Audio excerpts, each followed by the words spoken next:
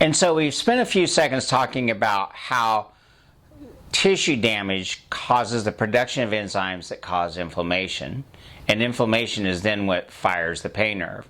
There's another area that produces inflammation in the system which will fire the pain nerve, and that's your diet. I know, it's a subject we don't ever like to talk about, but we have to talk about it. What you eat determines to some degree how much inflammation is in the system.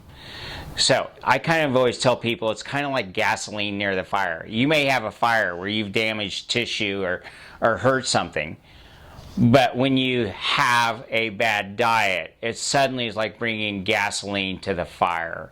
It may not be the cause of the fire, but it takes it from a small fire to an inferno. So let's take just 2 seconds and talk about that.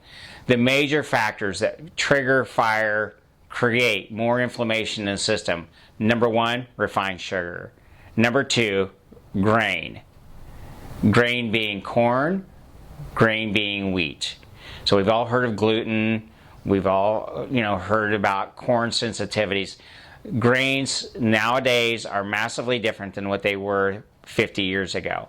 And they don't break down as efficiently in the body as they used to break down.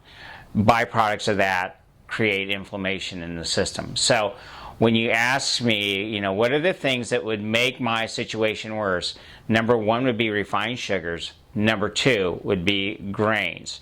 You want to keep those things down out of the diet, especially if you're hurting, because the more you eat of that, the more uncomfortable you're going to become.